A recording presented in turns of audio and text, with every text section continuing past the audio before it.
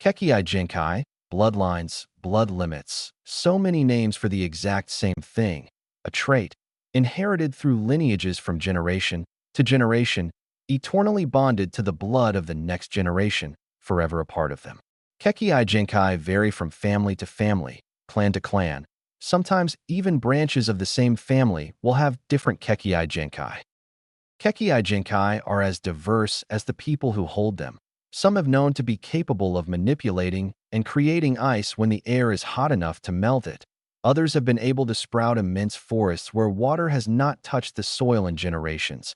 And others have shown inhuman abilities to turn their very body into a savage weapon of carnage.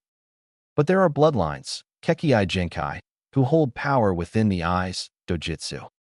Considered to be the most powerful bloodline variation, seconded only to a rare few. Dojitsu are incredibly powerful and incredibly rare in number. Of all the dojitsu, however, there are four who are the most noteworthy of them all. Rinnegan, Sharingan, Byakugan, and Seishougan, the four great dojitsu, each one holding a power that separates them from all the others. Rinnegan, the fabled eye said to have been wielded by the father of all ninjutsu, and Kami no Shinobi, the Rakudo Sannin himself, its powers, as mystical and hidden as the legends of the Rakudo Sannin himself. Its powers are over the 6 paths of Deva, Asura, human, animal, Preta, and Naraka, command over the 5 primary forms of nature manipulation and other mysterious techniques that even the sacred scrolls of the Rakudo Sannin himself make no mention of. Sharingan, said to have been descended of the Rinnegan lineage, able to see the flow of chakra itself, perception far exceeding even the most observant of shinobi, an advanced level of photographic sight, allowing them to copy taijutsu, ninjutsu, and jinjutsu so long as a Kekii Jinkai is not required to learn it, and finally a level of hypnotic suggestion. Byakugan, a mysterious, yet coveted blood limit which has sparked wars for control of this dojitsu. Able to see nearly 360 foot of vision, telescopic sight, capable of seeing through solid objects, and see the flow of chakra itself, and those born with this bloodline seem to have a naturally superior level of chakra control than others. Seishougan, a bloodline whose origins are as unknown as the Rinnegan itself, and its powers just as mystical, as it is capable of manipulating raw chakra in such a way that it may as well be one's own limb, even manipulate its very form. It even allows one to manipulate the chakra of those not their own, as well as break down the chakra makeup of anything its eyes see, jutsu, seals, even other living entities. All 4 of them are powerful, legendary, mystical beyond belief, but their origins, the source of these 4 icons of power within the shinobi world, are still a mystery. Some theories are based on research, others on belief, others are fabricated truths based on another's arrogance. Some have said they are gifts from the gods, others say they are natural mutations, others have said they were the results of ancient experiments gone horribly wrong, and others say they are the results of some sort of biological advancement within the human race. They could not possibly be more wrong. Nami no Kuni, a series of islands just off the coastline of Hai no Kuni, once a prosperous area.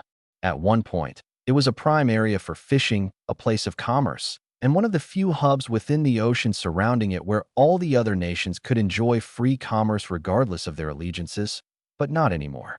This land was now a poverty-stricken wretch, a shadow of its former self. No matter where one looked, none could ever find the glorious wealth that this land once had within its grasp. A shipping industry run by a man named Gato was the source of this strife. He came to the land of waves like most businessmen, seeking a source of income, bartering and selling his goods, a clean business. Or so they thought. Gato was a sleazy, underhanded monster of a man.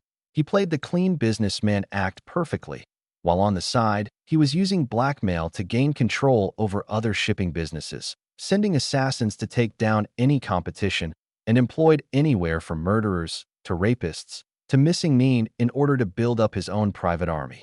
It was not long before Gato was in total control of Nami no Kuni, and he began to show just how vile he was. Kidnapping men, women, and children to be used as cheap labor, to be sold off to the highest bidder as slaves, or even put to work in Gado's mansion, in whatever way he saw fit. He sold drugs on the streets of Nami no Kuni, getting young kids addicted and in debt so he could leech off of them and their family so the child could fuel their addiction. His reign over Nami no Kuni had led to many people standing against him in order to take back what was theirs.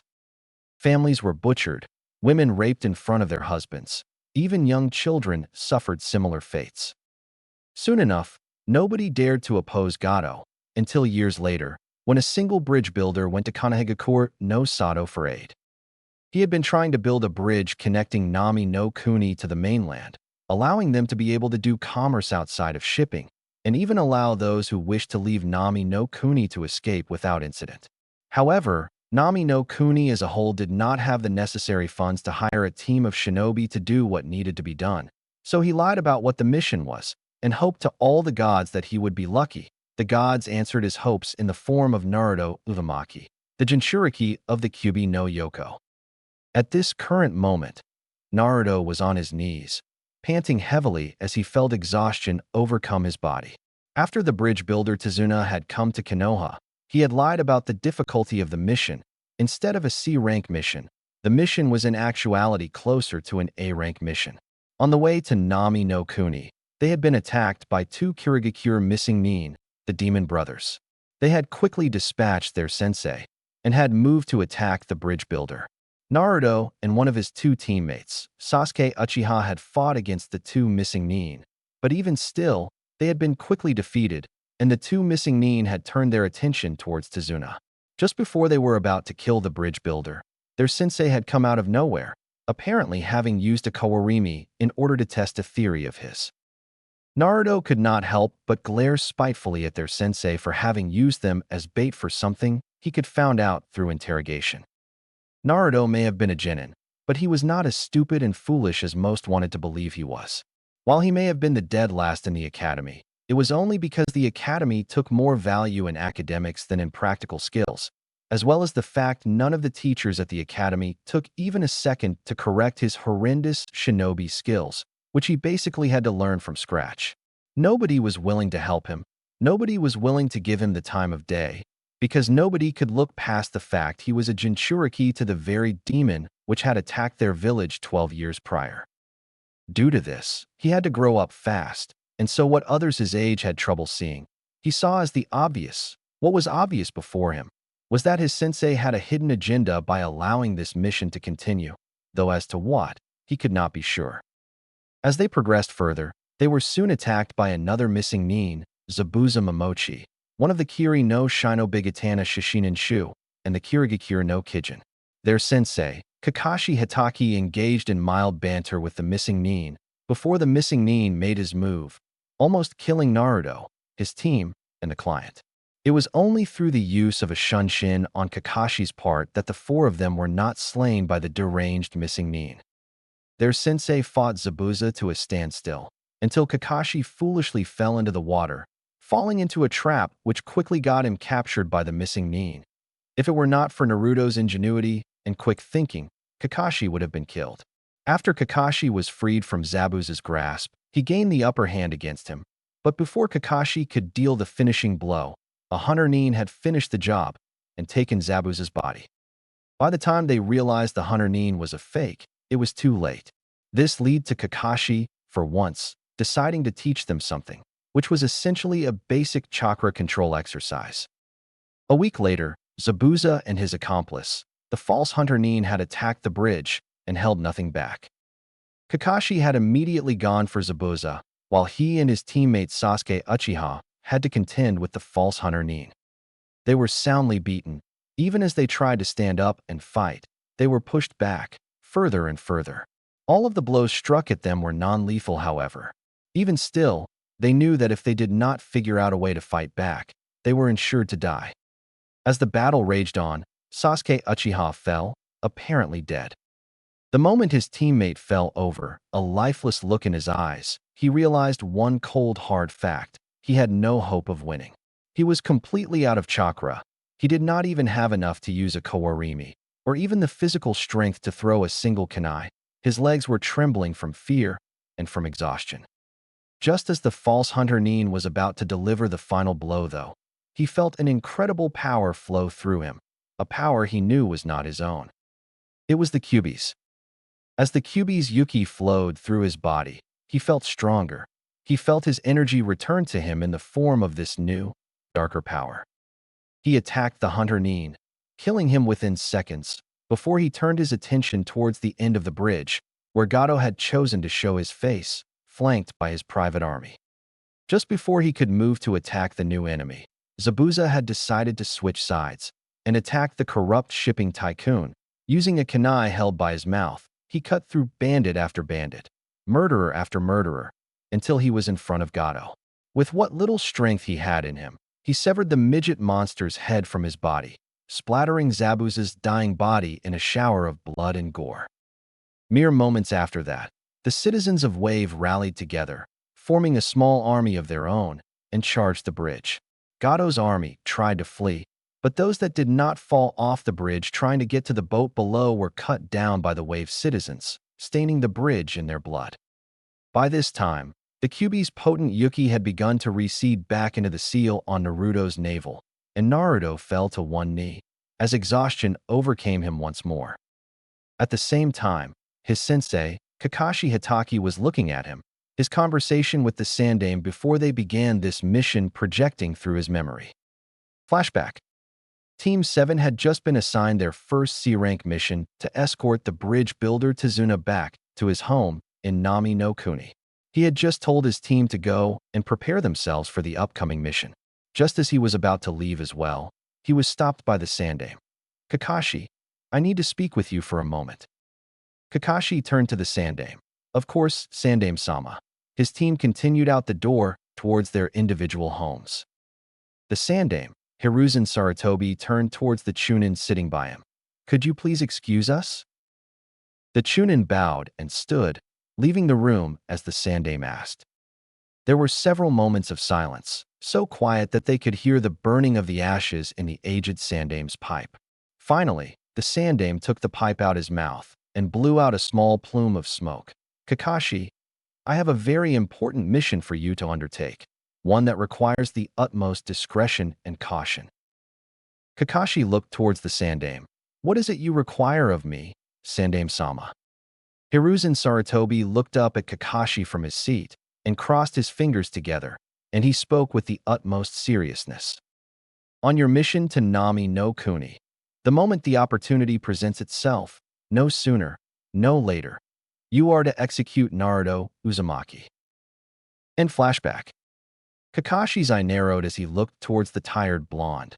Oh, how he hated him, how he felt nothing but utter disgust and loathing by being in his presence.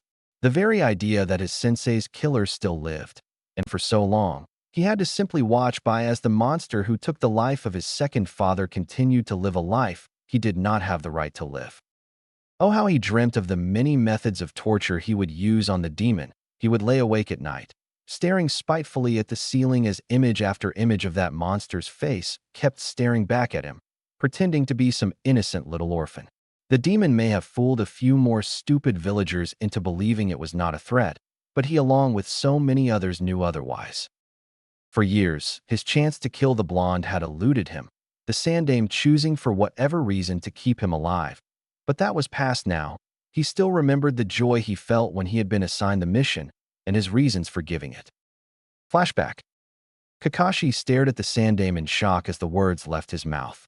The very man who had passed many a law throughout the years to protect the very person he was now asking him to execute. Kakashi coughed and tried to compose himself. As Sandaime-sama, may I ask why you wish me to execute him? Kakashi spoke with a hint of edginess in his voice and excitement.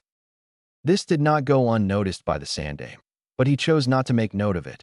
You just did, but I shall indulge your curiosity. The Sandaime stood up and leaned against the desk. Naruto Uzumaki is the Jinchuriki of the Kyuubi no Yoko, and his mere existence has caused several riots within the village who desire him to be killed or subjugated. I have even had to deal with strife from my advisors, the Shinobi Council and the Civilian Council. The number of riots increased so much that the daimyo himself sent a platoon of his enforcers to deal with the dissension in Konoha.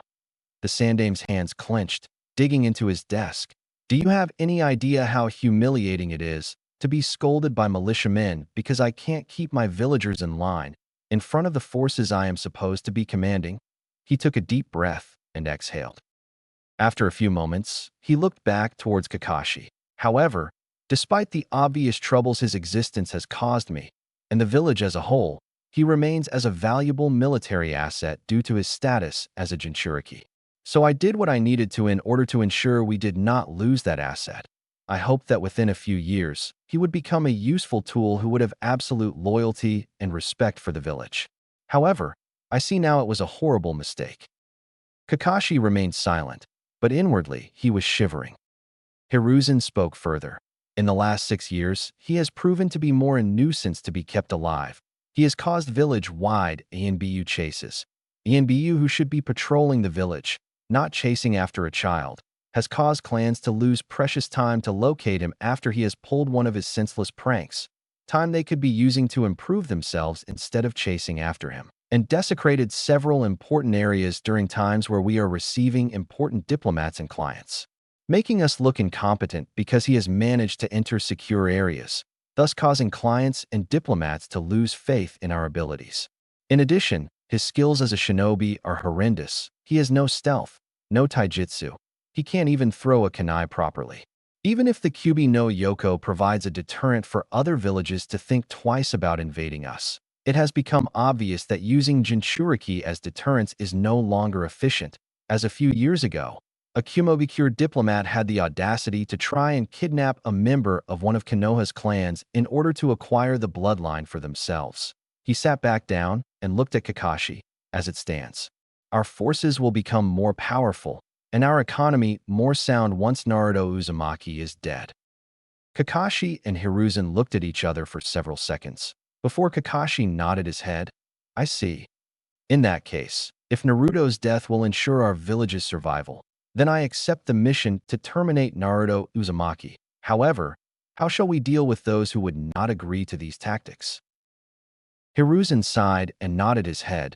Despite the fact a majority of the village despised Naruto, there were a few that had taken a shine to him.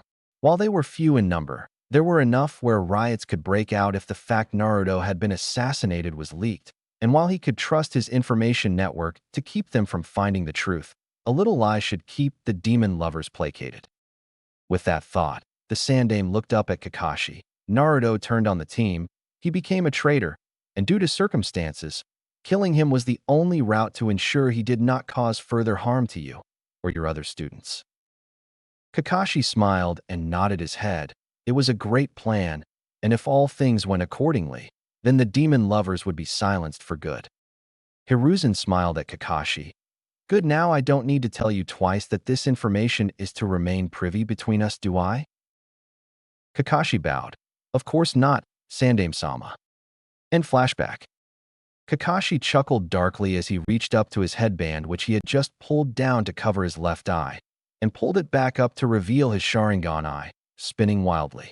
The opportunity was perfect. Sasuke and Sakura had been knocked unconscious for a little while, so if they questioned why he killed Naruto at all, he could just tell them he chose to join Zabuza's side, and he had no other option but to kill him, and none of the villagers had seen what happened before they charged in to attack the bandits, and right now, everyone was too concerned with dealing with Gato's now dying army. He brought his hands up and performed the 3 necessary hand signs for his only original jutsu, the Raikiri. At the same time, Naruto groaned as he clutched his stomach, the seal which held the Kyubi within him, pulsing after that sudden usage of the Kyubi's chakra. As he tried to push himself up, his muscles were practically screaming at him as he tried to move. He fell to his knees once more and cursed. Just as he was about to try and stand again, he heard a strange sound echoing in his ears. He could not help but listen closer.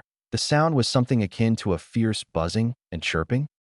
Suddenly, he caught sight of something flashing in his peripheral vision, and he snapped his head up, and his eyes widened with shock. Kakashi Hitaki was staring him down, his Sharingan eye spinning wildly, a ball of light in the palm of his hand, his eyes showing a murderous rage as he stared at him. Naruto's eyes widened even further as realization struck him. He knew that Kakashi had a hidden agenda, and now it was obvious what his agenda was. His sensei intended to kill him. Kakashi chuckled, almost insanely as he saw Naruto try harder to push himself up into a standing position. You can't get away, demon. Today you die. Kakashi quickly jumped towards Naruto, his Raikiri poised to jam into the blonde's chest, killing him instantly and painfully. Naruto cursed as he used every last ounce of strength. He had to just move out of the way, but the seal was still pulsing, causing him incredible agony. He pushed past the agony and tried to jump to the side out of the way of Kakashi's attack. Kakashi swung the Raikiri towards Naruto, just as he managed to gain enough strength to move off to the side. Squelch. Naruto threw his head back and screamed, "Adhhh." His arm shot towards the side of his abdomen as the Raikiri pierced through the leftmost side of his abdomen. Kakashi cursed as he stood back up and turned towards the blonde, but allowed a chuckle to escape his lips as he saw how pathetically Naruto was trying to stem the bleeding.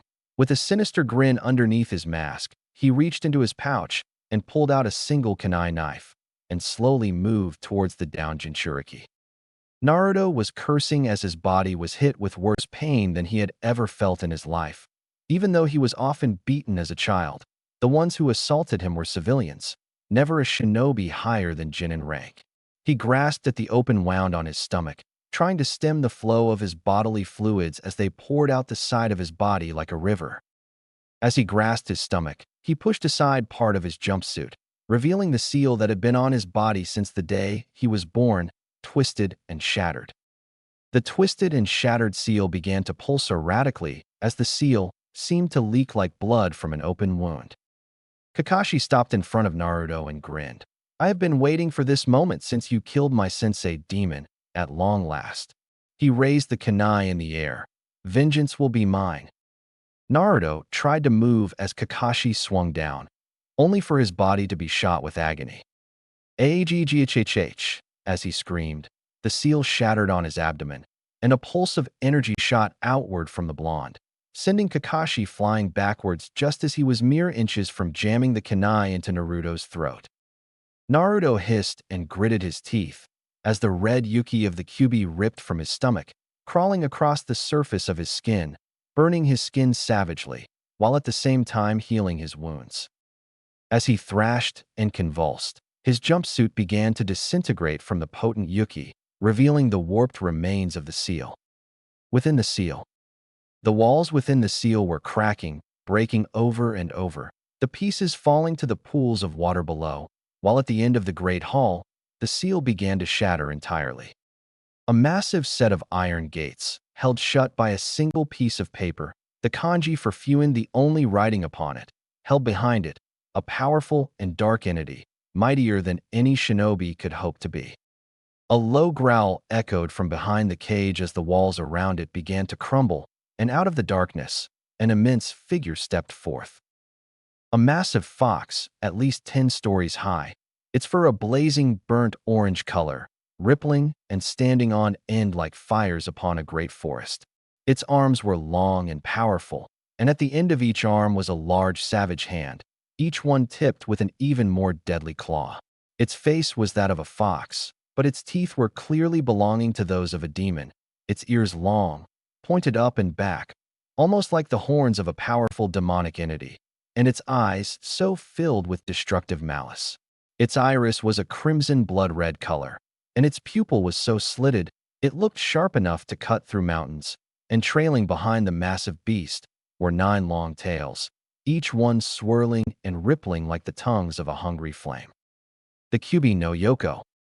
The demon looked around and suddenly snapped its head to the side as it saw part of its prison break off, and winced as it felt its very power be ripped from its body and forced through the broken seal. The Kyuubi winced several times more as the same thing occurred. After several moments, it looked through the bars of its cage as it saw its potent yuki leave its body. The Kyuubi looked on in curiosity, even as it felt its yuki be ripped from its body. The yuki crawled along the walls until they reached the pipes which represented Naruto's chakra system.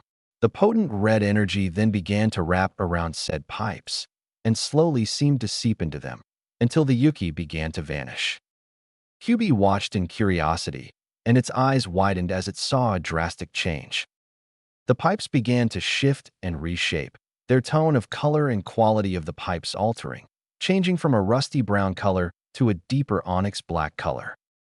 The demon's eyes wandered across the room before its eyes fell upon something. The Yuki crawling along the walls also began to adhere and seep into the walls, restoring the stone which seemed to have decay since his birth. Arcane markings began to appear on the walls, markings that the demon sealed within Naruto recognized all too well. Kyuubi's eyes widened in shock, horror, and disgust. No, no, no, no, no, no, no. The demon cried out in rage as it struck against the bars, its already hate-filled eyes burning as it clawed harder and harder against the bars. Rarghch. Kyuubi cried out in rage as it looked upon the symbols on the wall. One such symbol was a ripple pattern surrounding a solid circle. Outside of the seal, Naruto's body frozen for a second as the Yuki seemed to fall as a mist to the ground.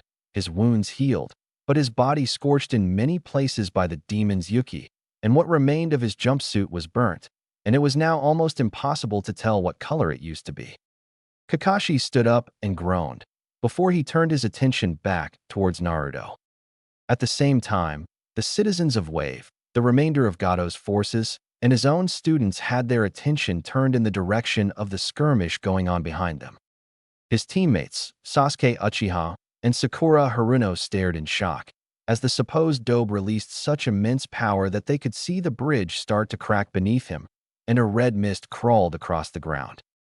The Uchiha narrowed his eyes. What is this power? Sakura was trembling as she watched, her knees shaking, barely keeping her standing. Kakashi's eyes were fixed upon the blonde Jinchuriki before him as the red mist floated about him. Naruto was on his knees, clutching his abdomen, his head lowered as he randomly twitched in pain, and he slowly started to raise his head, just enough that his eyes were revealed. Kakashi could not help but stare into Naruto's cerulean eyes as his own eyes widened in shock at what he saw. The pupil of his eyes grew smaller as his cerulean-colored eyes became a light shade of purple, covering both the iris and the sclera, and a series of 4 ripple-patterned rings appeared around his pupil. And a wave of power exploded from his body, sending dozens of thick spider-web cracks through the bridge, and he screamed in agony as his hands shot towards his face, clutching it hard. Aghhh. Kakashi was blown back by the powerful burst with such force that he dented the railing of the bridge, and a resounding series of cracks was heard, and he too began to whimper in pain. The others hit by the explosion of power were thrown back in similar fashions, crashing into each other, or falling right off the bridge even, their screams echoing before their body hit the water. Naruto grit his teeth in pain as he suddenly arched his back as he looked towards the sky, and his eyes changed again, the innermost ring around his pupil, and the 2 rings furthest away from the pupil began to vanish, and his eyes began to turn a blood-red color, as a single tomo began to form on the remaining ring, before 2 more in each eye followed, eliciting another roar of agony from the blonde. Inside the seal, the Kyuubi banged against the cage, roaring angrily as the demons saw the symbols on the walls, their eyes burning with fury. Those eyes, those accursed eyes. The ripple-patterned rings surrounding a central pupil, that accursed Rinnegan. And what's worse, as the symbols traveled across the walls, the Kyuubi saw another symbol, and the demon's rage exploded further. The Sharingan. The demons smashed their body against the bars which held them shut within the seal, even as they began to break, trapped in a body carrying the 2 things it hated beyond all recognition. As the demon roared in rage as it attacked the bars, it did not catch as 2 more symbols appeared upon the walls, both in a similar circular form as the first 2. Outside the seal, Naruto twisted in agony as his nails dug into the skin of his face as his eyes changed again, the red of his eye changing to a clear white color as veins pulsed around his eyes and along his temples. The mist leaking across the ground around his body was now starting to slowly swirl around him as if he were the eye of a storm, and the red mist the surrounding wind. Yaghhh, he cried out in agony as he smashed his hands into the ground as he dug his fingers into the ground, somehow managing to break the concrete of the bridge. He stared at the ground, his eyes now having the vague shape of a pupil within them before they began to shift again. His eyes shifted from white to a yellowish golden color, slowly swirling about his now visible, onyx-black circular pupil. He stared at the ground as his fingers dug into the ground as he grit his teeth from pain, while his canines began to sharpen and lengthen. As the red mist swirled around his body, growing closer and closer to him with each passing second, the warped remains of the seal on his abdomen began to pulse faster and faster. Inside the seal, the QB continued thrashing and smashing itself against the gates holding it shut, its roars of rage echoing throughout the cavern as the walls were completely covered in arcane runes. The QB grit its teeth and sneered and snarled at the walls, the slit in its eyes becoming even thinner, showing its anger. To think that not only were they sealed inside of a disgusting human, they were sealed within a human that carried not just one, but two of the accursed bloodlines she loathed and despised beyond all others. Just as the great demon was about to charge and attack the gate again, when suddenly the Yuki being ripped from its body increased in volume, shooting incredible agony through its body. RFNHHH. The QB fell to its stomach as even thicker ropes of its demonic Yuki tore from its body as even larger breaks in the gate opened, allowing the Yuki to pour forth in even greater volumes, scorching the metal of the bars which held it in. The QB roared in agony as its Yuki was forcefully ripped from their body, while its body slowly began to change. Its fur began to dissipate, and its form began to shrink to a smaller size very rapidly. Its limbs began to shorten as its skin began to become smoother, while its hand began to shift to a smaller, more lithe form. Its back legs warped and shifted, and its back paw began to lengthen, and its toes and the bottom of its feet losing its padding, become smooth, and an arch forming. Its tail shortened slightly to accommodate its smaller stature, and the fur began to become thicker on the tail. The QB's snout began to shorten, and its teeth became less canine-like, and its ears began to shorten, and the fur began to dissipate entirely on its face. The Yuki streams finally stopped coming off of the QB, the gate now riddled with massive holes, only barely being held up by a few bars. And the once immense form of the QB no Yoko had shifted into a form that would make all who gazed upon this creature gaze in eternal awe. No longer an immense fox demon, but now a beautiful woman. Her skin was a pale white, pristine, but carrying an almost unholy look about it, showing that despite its pristine form, it was still of demonic origin. The skin was smooth, unblemished, unscarred, marred only by a few arcane runes along the forearms, the legs, and along her abdomen and lower back. The markings were formed almost like claw marks, but there was a slight swirl to them, arcing, following the skin as it wrapped around the demon's pristine form. Her feet were beautifully formed. No bones were sticking up, no muscles pressing against the surface of the skin. Her nails were neither too short nor too long, and were a pristine onyx color, and the arch in her foot was like a beautiful passageway, neither too large nor too small. Her shin and calves were smooth, and the muscles within the calves were smooth and strong. Her thighs were slightly thicker, but were pristine, no folds nor stretching of the skin. The muscles of the thighs were perfect, and the thickness of her thighs only seemed to enhance her beauty. Her figure was astounding. Comparing her form to an hourglass would be nothing short of an insult of the highest degree. Her hips were generously wide, but were not too wide for her overall figure, and her ass was the same way, smooth and lovely. The abdomen was smooth as well, but firm, showing her incredible strength. The runes upon her abdomen swirled and arced, but were still in the shape of claw marks. Her lower and upper back were also formed greatly as well, perfectly arched, perfectly formed, the bones neither pressing against the skin, nor her skin hanging off of her form. The smoothness was beautiful, and her skin was neither too thick nor too thin, a perfect level. It was more perfect than any human could ever hope to achieve. Her shoulders were smooth and not too wide for her form, and supported a beautiful pair of arms. The arms were well muscled, but the muscles were not bulging against the skin. Instead, The muscles only accentuated the strength and beauty evident in her figure. Her forearms even showed strength greater than those of more common origin. Her hands were neither too small nor too large, and the bones in her fingers did not press out from the back of the hand. Her fingers each sported a long, sharpened nail, onyx black in color. Her neck was smooth and pristine, not too thin, nor too thick. At the back of the neck, her spine did not press out against it. Her face was impossible to have upon a mortal body. Her face had a partially rounded form, her cheeks beautifully formed, and her arches and ridges upon her face, more beautiful than any mortal to have, no matter what they tried. Her lips were soft, beautiful. It was like her lips had never suffered from dehydration or anything else for that matter. Her nose was small, but perfect for her face, and her ears held a mild point to the tip of the ears. And her eyes, beautiful. The color of her iris was a blazing crimson-red color, like the blazing fires of a raging inferno held within a perfectly carved ruby that has been cleansed within pristine waters.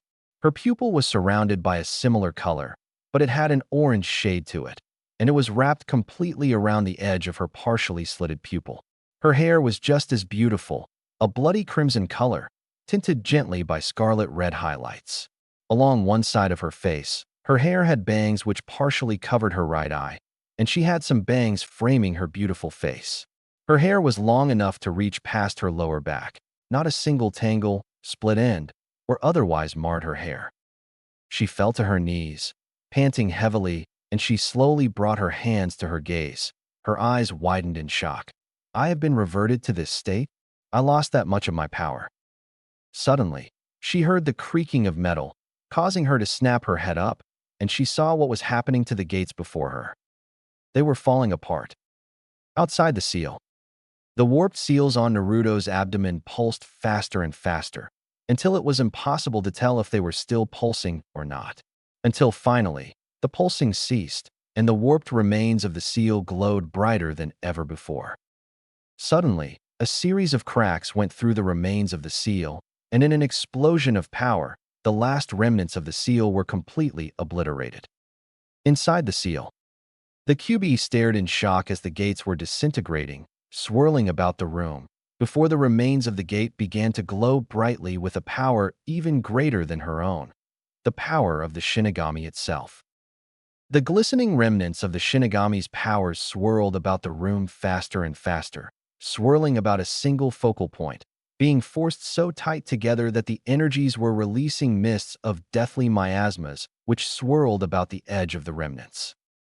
Suddenly, the central focal point where the energies were swirling glowed even brighter, and the remnants were spinning so faster that they were nearly invisible. QB stared at the energy before her, and she shook her head. Oh no. The energies seemed to pulse outward as the focal point glowed brighter, and in a sudden explosion, the remnants of the Shinigami's power flew forth.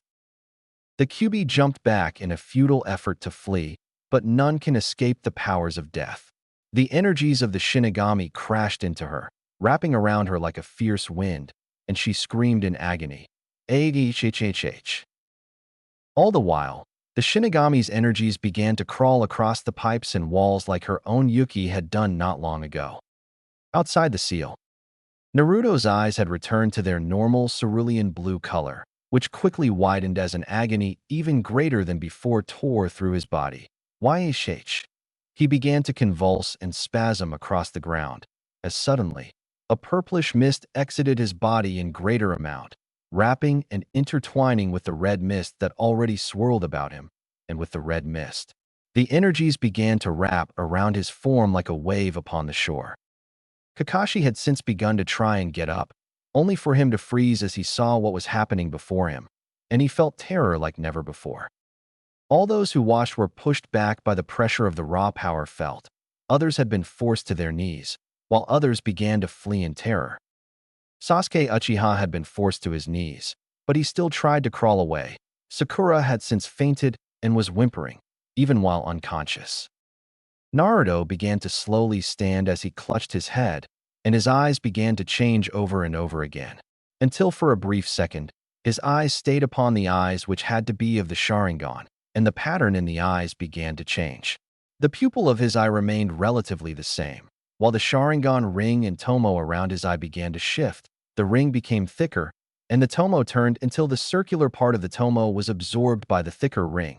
While 3 more tomo tails grew out from the ring, 6 tomo tails cut into the ring from the red ring around the pupil as well, and in between each black tomo tail, equally spaced apart, was a single black circle.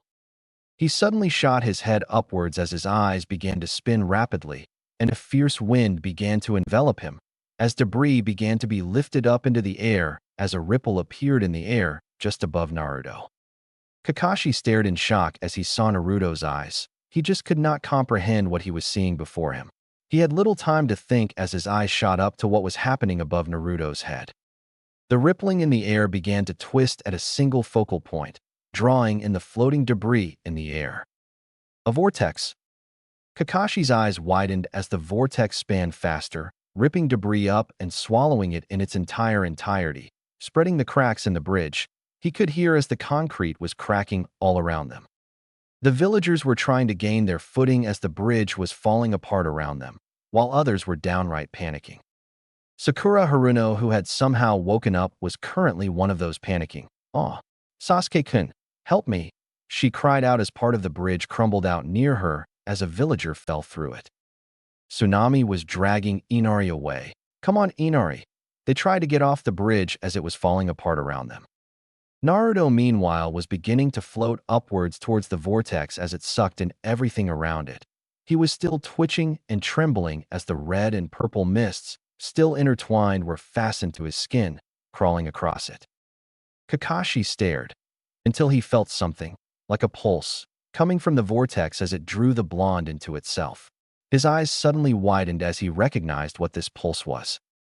It was the same pulse he felt when he saw his sensei first use the Hiraishin, just moments before it sent out an explosive shockwave, nearly killing his sensei and himself. Kakashi pushed himself up, his body roaring at him as he felt unyielding pain tear through him.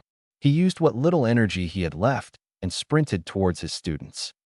At the same time, Naruto was starting to enter the vortex, the pulse growing stronger as it drew him into itself.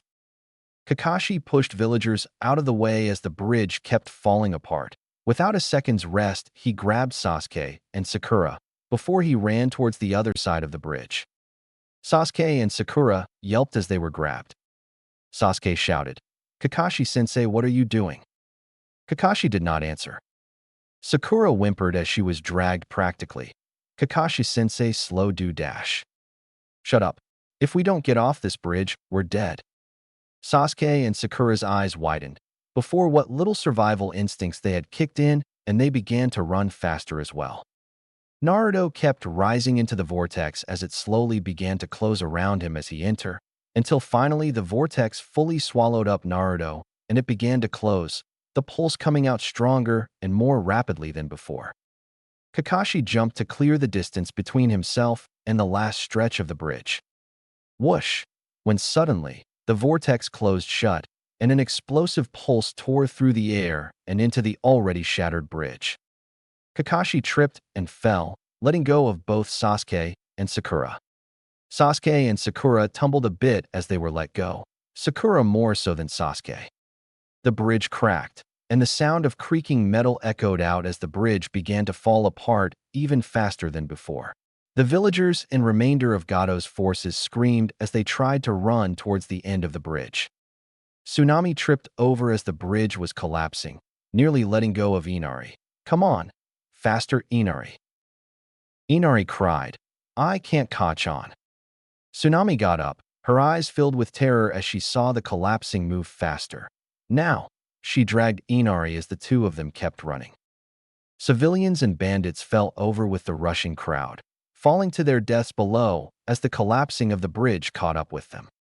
Kakashi got up and began to limp towards the end of the bridge, followed by his students. Sakura whimpered as the tumbling and the fall sprained her ankle and knee, making it harder for her to move. The bridge was collapsing towards both ends. Kakashi and his students were almost at the end, when suddenly the bridge gave out beneath them, and they had to grab onto anything they could to keep them from falling to their death. Kakashi had luckily managed to grab onto a jutting cable for the bridge, as did Sasuke, but Sakura did not, and she ended up grabbing onto Sasuke's leg. Sasuke winced as the cable dug into his hands. Gah! Sakura whimpered as she looked down to see the debris at the bottom and the water below. There was no way she was going to survive a fall from this height. She looked up and screamed, "Sasuke-kun, help me!" Sasuke cursed as he looked down at Sakura, who was looking up at him with pleading eyes. Sasuke looked down at Sakura, his face blank, and for a moment, Sakura felt her heart beat faster as she used her free hand to reach up towards him. Only for him to sneer, "Get off of me," and he kicked her as hard as he could, causing her to lose her grip.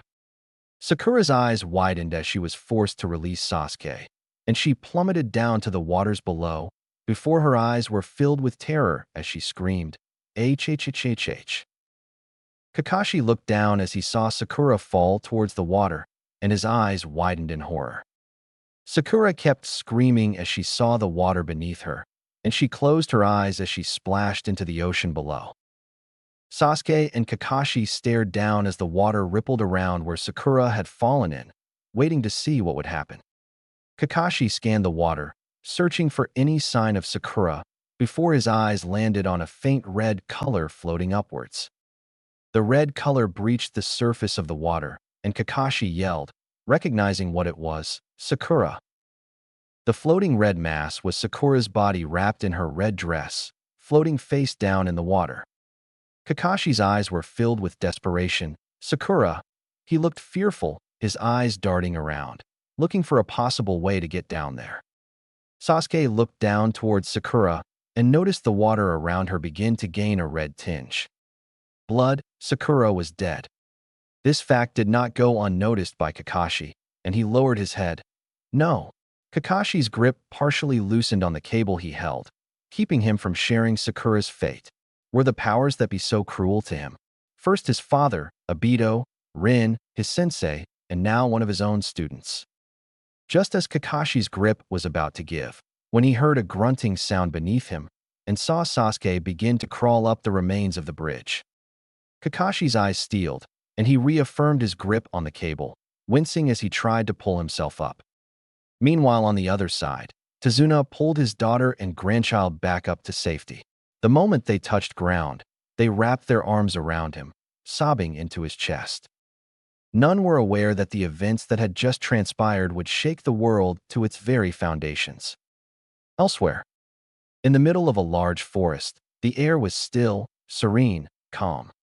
Suddenly, the wind picked up, and the trees began to shake as suddenly a vortex opened up, and large chunks of concrete and wires was dumped onto the forest floor, crashing through low-lying branches, creating small craters in the ground as they fell.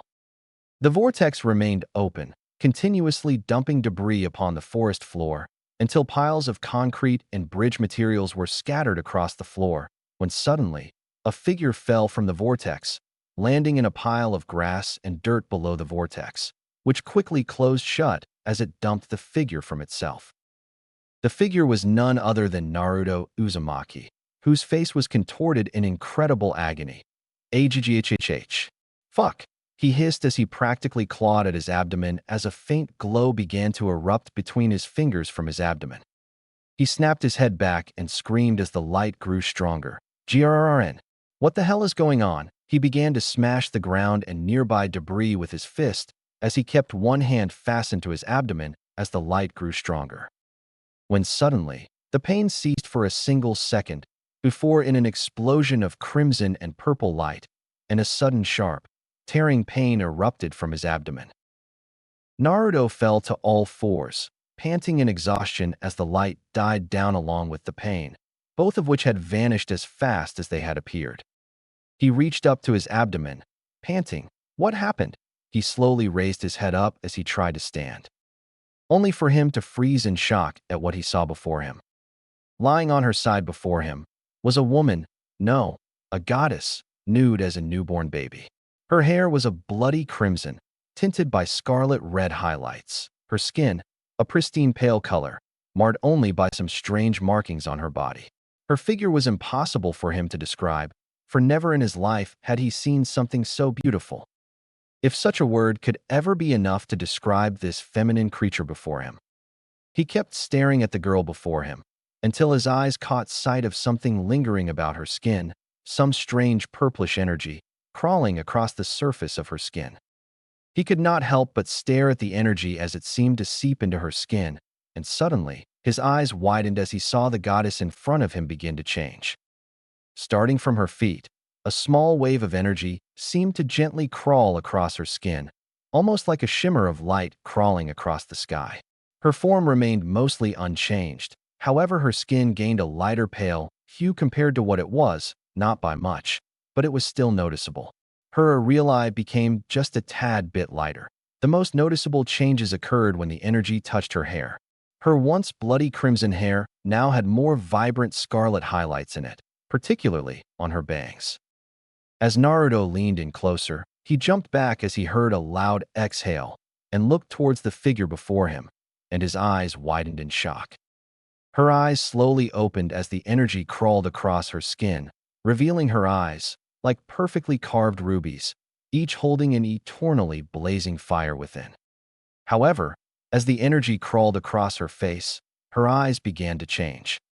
The iris shifted from a ruby-red color, changing into a golden amber shade, tinted by a ruby-red color, twisting and swirling about the eye in a manner that just hypnotized him. Finally, the energy crawled across the last bit of her body, before it sunk into the woman's skin. Silence was all that could be heard as Naruto stared into the eyes of this beautiful entity before him. He gulped as her eyes never tore away from his own. Suddenly, the entity seemed to blink, and she slowly began to sit up. Naruto could not help but huddle back a bit as he saw her sit up, and his eyes wandered about her figure as she did so. The woman blinked a few times before her eyes landed upon Naruto, and her eyes seemed to widen, if only by a small margin. Suddenly, her hand slowly rose up and moved towards Naruto. Naruto was unable to move, fixed to that single spot as the woman's hand reached towards him and gently placed itself upon his cheek. Naruto felt as though his skin was being touched by silk too fine for the highest of royalty to wear. His sense of touch was shivering as the woman's hand gently caressed his cheek. His eyes slowly looked back up towards the woman, who continued to stare at him. Her lips began to quiver, and she spoke with the softest, most beautiful voice he had ever heard in the entirety of his life. "Naruto-sama?" His eyes widened in shock at her words, and he stuttered, "Double what?" The woman smiled softly at him and lightly bowed her head, while keeping her eyes fixed upon him. "You are my lord and master, and I, your loyal servant." Her eyes remained fixed upon him, her eyes holding something he had never seen before in his life. Was that desire? Hidden location, Konohagakure no Sato. The village of Konoha held many secrets. Some secrets were trivial, others could bend entire groups to follow one's will to prevent the secret from being known. Some were kept for reasons that seemed logical, others were kept purely out of fear for what would happen if such secrets were known. Hidden beneath Konoha, in a location known only to the Hokage and his advisors, was their greatest kept secret of all. Deep in the soil of Konoha, an immense structure has been hidden away for years, even before the Sandame's first reign as Hokage. The structure was immense, likely almost as wide as Konohagakure itself, long hallways and massive rooms, patrolled by figures wearing standard ANBU attire, wearing blank faceless masks. Down one such hallway, a large doorway with intricate seals and strange locking mechanisms holding it shut, guarded by several of the blank masked figures. Behind the doorway was a large room, easily capable of holding a small platoon of soldiers, and still allow for 2 arms worth of space between them. The walls were lined with computer monitors, displaying random bits of data, height, weight, blood type, dates of infusions, failed infusions, and even more than that. Over a dozen individuals, clearly doctors, scientists, and medics, were walking about the room, rushing around a single point in the room. 2 of the doctors were standing next to one another, one holding a syringe, while the other held a small metal canister. The 2 doctors were standing next to a bed, which was occupied by a young woman hooked up to and holding a strange translucent liquid in it, as well as several monitors that seemed to be reading her vitals. An incredibly beautiful woman at that. Her skin was pale, almost white in color, understandable since she likely has been underground for quite some time. Her feet were beautiful, no bones, nor muscles were pressing against the skin excessively, and her nails seemed to have been kept well, despite the fact there seemed to be no sign the nails were ever cut to begin with, almost as if they were perfect to begin with. The calves and shins were wrapped with the woman's pale white skin, so smooth-looking, like silk. Her thighs seemed thicker than usual, but it was a welcome thickness. The same could be said for her waist. In fact, her figure as a whole was nearly divine, more perfect than the curves of an hourglass. Her abdomen was smooth, yet seemed to have a certain level of firmness about it. Her shoulders seemed to have a perfect width apart from each other, and her arms were thin and lithe, slender, yet held firmness about it, showing she was strong. Her hands were truly beautiful, and her nails, like the ones on her feet, seemed to be naturally perfect. Her neck was slender, not too thick, nor too thin. She was incredibly beautiful. Her face was slender and somewhat heart-shaped. Her lips were soft, gentle, and serene. Her hair was astonishingly beautiful and especially unique. At the tip of her hair, highlighting her gorgeous locks, were white highlights, with the rest of her hair being a gorgeous mixture of crimson and rose-red colors. Her face being framed by a pair of onyx black bangs, with a few strands of the onyx hair coming across one of her eyes. Amazingly, the hair looked completely natural in every way, no awkward distortion between the changes in color. In fact, the shift between colors was absolutely perfect, and despite the fact her hair reached all the way to her ankles, it showed no signs of tangles, knots, or split ends. But the doctors standing over her did not care for her looks, merely examining her physical condition for injuries or abnormalities as they began to draw blood through the syringe. After the syringe had been properly filled with blood, the doctor removed it from her arm and, using a gentle hand, cleaned off the tip of the needle before he hit a few latches on the side of the syringe, removing the vial of blood from the needle portion. The doctor looked to the doctor beside him as they opened the metal canister, and a mist clearly showing it was cold within the canister escaped. The doctor, holding the vial of blood, placed it into the canister carefully before it was closed shut. The doctor quickly walked away with the canister, while the other doctor turned towards the scientist standing in front of a monitor and spoke. "How are her vitals?" One of the scientists looked up at the screen. "Normal. Her heart rate is steady, along with her breathing and pulse. Thus far she has shown no signs of any physical discomfort as far as difficulties in bodily functions, and thankfully, the sedative does not appear to have lost its potency. She is still comatose, and so long as she does not gain an immunity to the sedative, even with her abilities, she should still remain unconscious." The doctor nodded. "Good. Danzo-sama will be arriving within the hour. It would be most unfortunate if the test subject were to suffer any inconveniences so soon."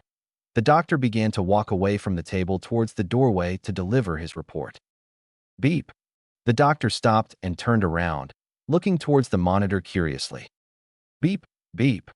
The doctor frowned and walked over to it, and he looked towards the woman lying on the medical table. How curious. Her heart rate seemed to have gone up a small amount. He turned towards the scientist. "Her heart rate has increased. Is this a normal occurrence?" The scientist began to look at the screen.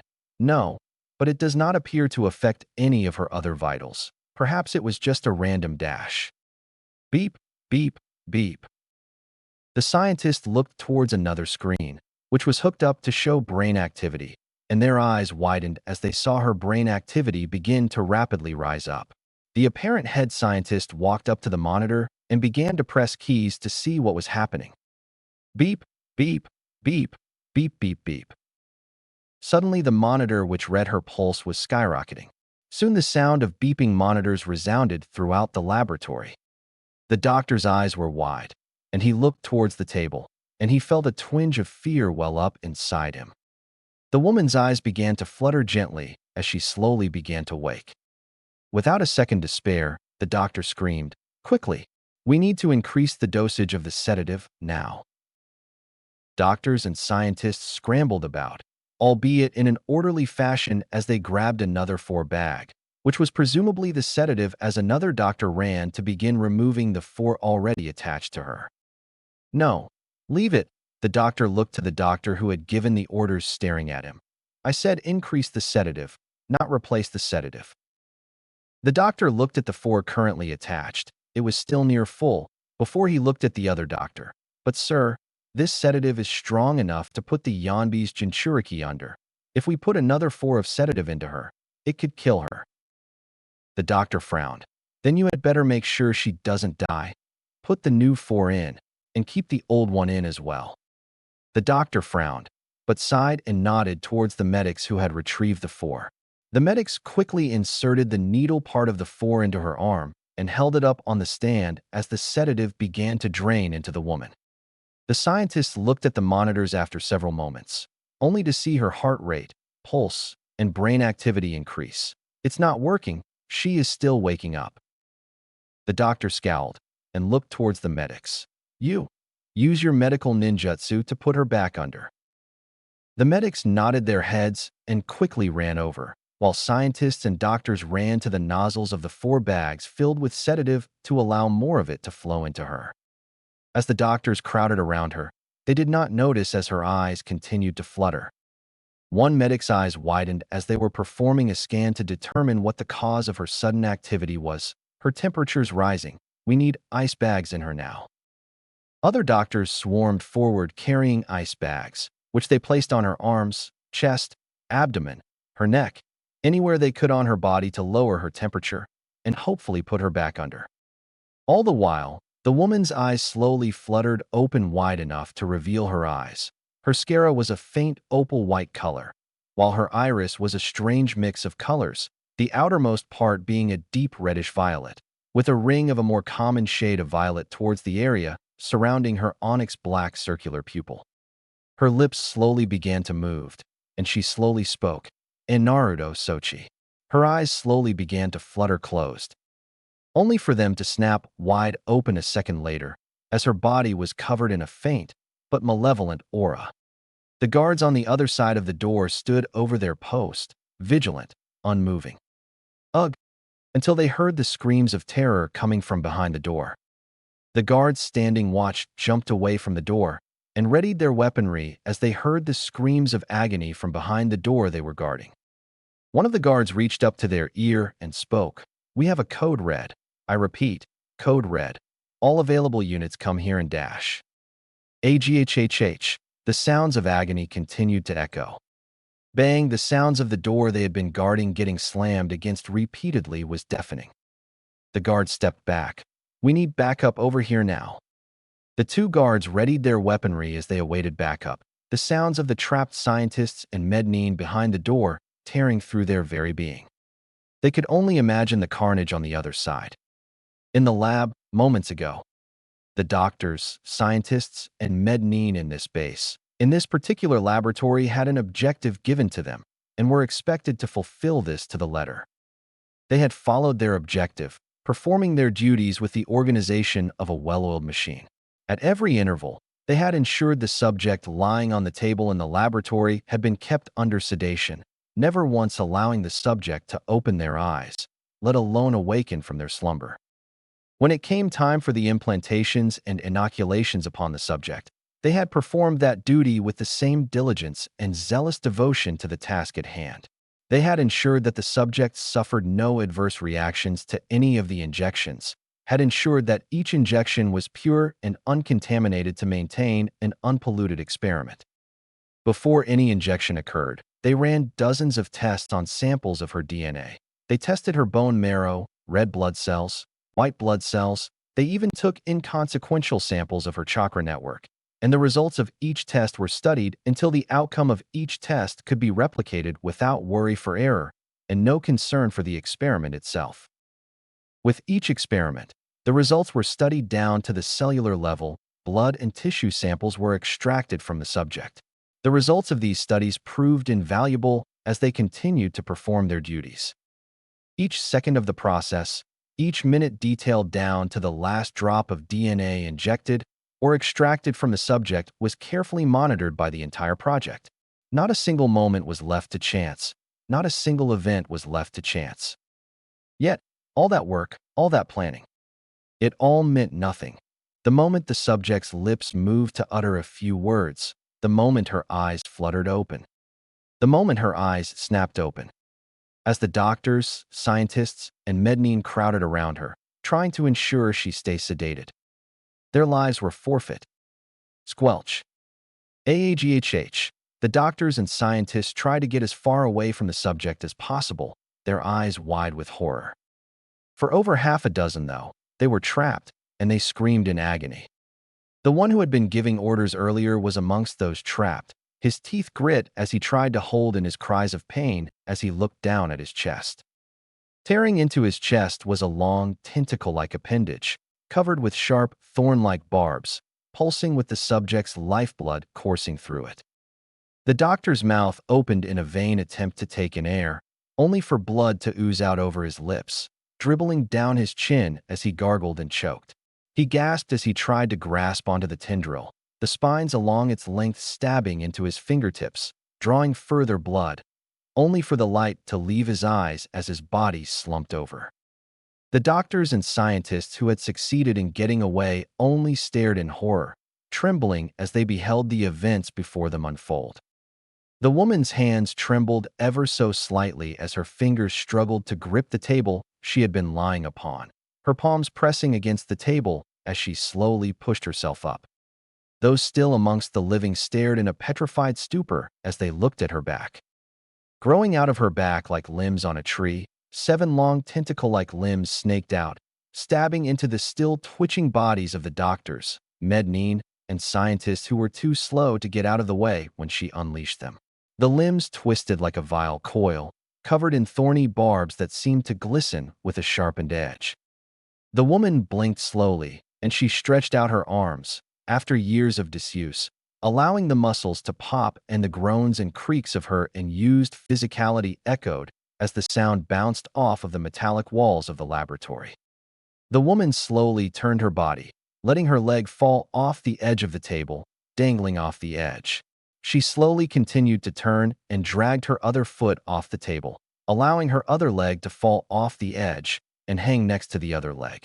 She continued to sit on the table, her legs dangling off the edge, the tendrils on her back moving the bodies of the dead scientists aside, removing them from her sight. The woman's hands pressed against the table she sat upon as she slowly began to slide herself off. As her feet touched the floor, she seemed to stumble for a moment, the tendrils coming out of her back reacting slightly, as if readying to catch her as she fell. However, she quickly righted herself, her body adapting quickly to its sudden use after it was in hibernation for so long. She took in a deep breath, her chest rising as her lungs filled with air, and her chest fell as she exhaled. One of the doctors panicked and tried to make a run for the door. At that exact moment, the tendrils coming out of Kushina's back snapped to the sides, sending the bodies that they had impaled crashing into the walls.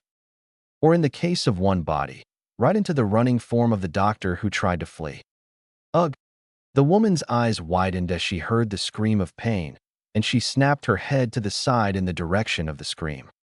Trapped underneath a body, pressed against the wall, a doctor whimpered in pain as they tried to push the body off of them. The woman's eyes narrowed and the tendrils on her back twitched and snaked in the direction she was looking. The doctor sniveled in pain as they felt agonizing pain rip through them the moment the body smashed into them. The initial contact had obviously broken several ribs, but when they smashed into the wall behind, they felt their entire body be lit up with the most horrible pain they had ever felt in their life, as if their spine was stabbing into their flesh and being twisted into a malformed knot. The doctor tried to pry the body off of them in a vain attempt to escape. GRRGGHHRRR. The doctor froze as he heard the sound of what they could only describe as an enraged snarl. Swallowing, he slowly raised his head towards the place he heard the angered snarl. The woman stood over him, the savage and bloodthirsty look in her eyes, her teeth bared like a predator ready to tear into their prey, and the tendrils on her back, each one sporting a spear-like tip at the end, all pointing directly at him. The doctor whimpered, Please I dash." The woman shot her hand forward, grabbing the man by the face, her snarls growing louder as eyes glinted further with bloodlust and vicious intent. The doctor's muffled whimpers, his muffled begging, echoed throughout the laboratory.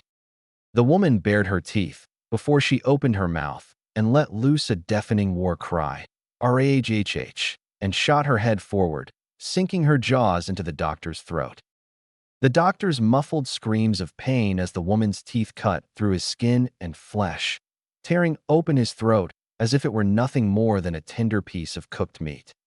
The woman dug her canines into his throat, cutting through flesh and vein, blood spurting out from the gaping wound as she tore the meat from his throat, dribbling down her chin, the sinew and muscle separating from the man as she pulled her head back, taking the doctor's throat out with her. The doctor's muffled gasps of agony were heard, his blood pouring out of the gaping wound where his throat once was as he fell limp in the woman's grip. The surviving lab staff stared in horror as the woman tore out the doctor's throat, and they began to whimper as she slowly turned her gaze towards them. The woman's eyes were twisted in a savage bloodthirst, her teeth still bared, the doctor's blood coating her lips and dribbling down her chin, dripping off and splattering. The doctors whimpered, one of which stuttered as they spoke, Please, have mercy." The woman's eyes twisted into a savage glare, and she roared, "Rahhh," and shot towards them. In the last moments of the scientists, the doctors, and the Mednine, they learned one of the absolute truths of the world. Kushina Uzumaki has no mercy. Outside the lab, the guards backed further away from the door as they heard the staff inside get torn to pieces by Kushina. One of the guards looked at the one who made the call for backup. "Where are they?" The guard glanced at him and snapped. "They said they would be here." The guard stopped as their ears perked up and they turned around. They heard the sound of running steps coming from the halls behind them. A few moments later, over a dozen Root ANBU poured into the hallway in front of the laboratory. The guards seemed to give a sigh of relief. The one who made the call stepped forward and saluted. "Guard Unit 01102, reporting, sir." The apparent lead ANBU stepped up, "Report." The guard stood at attention. "The subject has become active, sir." The ANBU was silent for a moment. "What evidence do you have to support RAF?" The guards and ANBU readied their weaponry as the door creaked, and they saw a slight opening begin to form as it seemed as though somebody on the other side was trying to pry the door open. The lead ANBU snapped, "Never mind." They turned their head, Katon Jutsu on the doorway, weld it shut. Two ANBU stepped forward, and they began to perform hand signs. Katon. "Hi so." The two ANBU inhaled, and as they exhaled, a stream of fire shot at the door, slowly welding the door shut. The lead ANBU continued speaking. "All others, cover any possible exit. The subject must not be allowed to escape under any circumstances." The ENBU nodded, "Hi," and went to perform their duties, covering both hallways and readying their weaponry. The guards and ANBU commander simply watched as the door was welded shut and listened as the banging on the other side of the door increased. In the lab, the laboratory underneath Konoha had been funded by missions done by Root that Konoha deemed too inhumane or too dangerous for their shinobi to accomplish. The funds poured into it were enough to end the hunger, poverty, and fund entire divisions of the Konoha Corps, from ANBU Black Ops to torture and interrogation, from the Medical Corps to a fully funded police force. The laboratory had been outfitted with the latest technological advances, been given every single bit of the newest and most sophisticated biological enhancements known to Rinnegan. Every medical technique from every village that Root had infiltrated had been installed in this single laboratory at the behest of the head of Root, Danzo. It took less than a minute for the entire lab to be turned to rubble. The screen monitors which once were lit with data and readings were cracked, sparks flying off them. The lights of the room dimmed as the bulbs shattered from the force of Kushina's tendrils crashing through them as they slammed ruthlessly into the forms of the staff and co-workers who once surrounded her unconscious form. Speaking of the staff, their remains were scattered all across the laboratory, some in whole pieces, others bifurcated and dismembered. The arm of one such scientist had smashed through one of the screens, the blood from the torn limb dripping onto the keyboards and dripping onto the blood-soaked floor. Standing in the center of the lab where the table once occupied, Kushina stood in the center as she breathed, her tendrils waving about as they slowly began to reseed back into her flesh. The flesh seemed to mold back into her skin, like a drop of water returned to the source of which it came from, until it steadied and disappeared from sight. Kushina herself was covered in the gore of her goes, her hands and forearms coated with the lifeblood of those whose hearts she tore from their chests, dripping off her and joining the blood pooling up on the floors.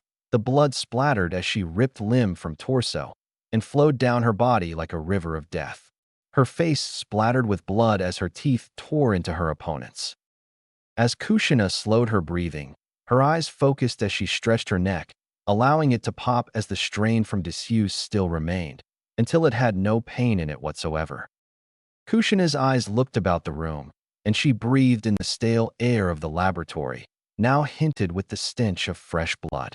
Her mind taking in all the sights and scents around her, and she began to look upon herself, letting the events of her awakening play out. When she awoke, she was not thinking as clearly. No, she was blinded by a bloodlust unlike any she had ever felt in her life, so she was not truly aware of what she was doing as she was doing it. Because of that, she had no idea how she made those tendrils come out of her body, much less how she used them to begin with. Kushina had never used such an ability before. She knew for a fact that particular ability was not in her repertoire. Hell, nothing like that was in her skill set. Kushina looked over her body in confusion. What did those bastards do to me? She narrowed her eyes as she looked where she was. This was not the Konoha hospital. She was not even sure she was in Konoha. For all she knew, she could be outside of Hai no Kuni, outside of the elemental nations even. But if that were the case, where was her Naruto? Kushina brought a hand up to her chest as she muttered, Naruto Sochi. Her eyes lit up with longing, love, and something more. Kushina clenched her hand into a fist, wherever she was. It was clear that being here kept her from her Sochi, and that was something she could not allow. Kushina grit her teeth and looked to the door that held her in. She needed to get out of this place. Once she did, she would quickly head to Konoha. Knowing her Sochi was likely within the walls of Konoha, she could not allow this. Snarling, she walked up to the door and shot her hands forward, digging her fingertips in between the seam that kept the door shut, and she hissed angrily as she began to pry the doors open, with little success. She cursed and roared in anger as she stepped back. She was still weakened from the years of captivity. She growled underneath her breath. There was no keypad to open the door, and likely the computers she had just destroyed were the means to open the door. She then remembered how she killed many of the doctors and Mednine. They were heavy, but her tendrils not only ripped through them, but they threw them with such strength that it seemed like they were throwing a pebble. Perhaps she could pry the doors open with those, if only she knew how to call them out then. As Kushina thought of the tendrils coming out, 3 tore from her back, like a root from a seedling, and they hovered around Kushina. Kushina looked at them briefly. How did I do that? All I did was think and dash. Kushina's thoughts were silenced as she realized. She had thought of them coming out of her body, and they had done so. She smirked slightly at that, and looked at the door that she was previously unable to open. Pry the door open. In a single motion, the 3 tendrils shot at the door, stabbing into the seam, keeping the door shut, and gradually, the metal doors keeping her in were slowly being pried open. Kushina grinned as she shot her own hands forward and began to do the same, trying to pry the doors open as well. She was filled with an overwhelming sense of euphoria as the doors were sliding more and more open. She could now partially see the other side of the doorway. When she did, she saw many individuals on the other side, 2 of which were performing hand seals. Katon, Hiso. All of a sudden, a stream of fire shot from the mouths of the 2 individuals on the other side, right at the seam of the door Kushina was currently trying to pry open. Kushina cursed and tried harder to pry the doors open, the tendrils coming out of her back also trying harder to pry the doors open, only for the effort to be proven futile as the metal was welded together by the 2 streams of fire. Snarling, Kushina began to bang her hands against the door. No, I will not let you keep me in here. Behind Kushina, the ground started to crack. Kushina kept smashing her fists against the door as her tendrils tried to pry the doors open. I will not let you keep me from my Sochi. Kushina did not notice the ground behind her explode upwards. Outside the lab, the ANBU continued welding the door shut, the commander and guards watching. The commander signaled to ANBU, seal up the entrance. Make sure that the door cannot be breached until we say so. 2 more ANBU stepped up and performed hand signs. Doton, Doria dash. Suddenly, the metal doors exploded outward, the metallic barriers into the lab being torn through and sent flying through the air as if they were no lighter than a pebble. The ANBU using the Katon technique were sliced through by the metallic chunks of shrapnel, along with the guards and one of the ANBU about to use the Doton technique. Near the back, the other ANBU used Shunshin to evade the flying chunks of steel. Some were luckier than others.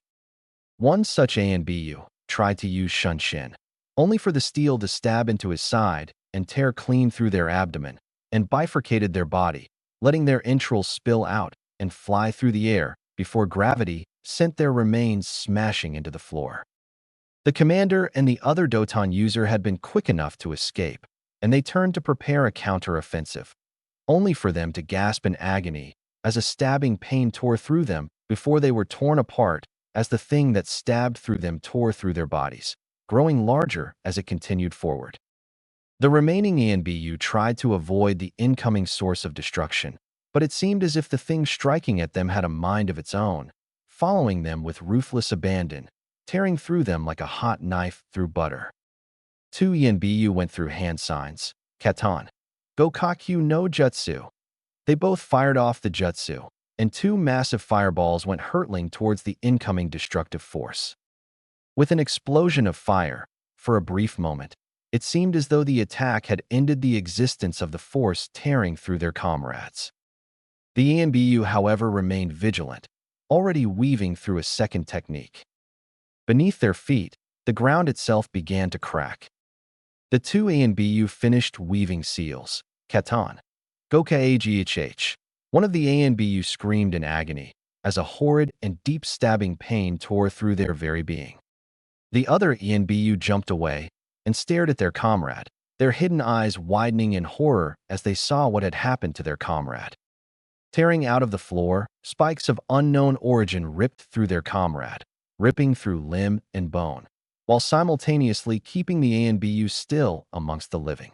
The ANBU's screams of agony echoed throughout the halls. The ANBU readied their weapon and was about to make a break for it, only for their body to seize up, frozen in place as a tearing pain ripping through their spine, traveling through their ribs and inner organs. The last thing they saw was what remained of their heart, trapped upon the black root that tore through them. And then all they saw was darkness. The corpses of the dead ANBU coated the floors, the walls, all in differing manners of dismemberment.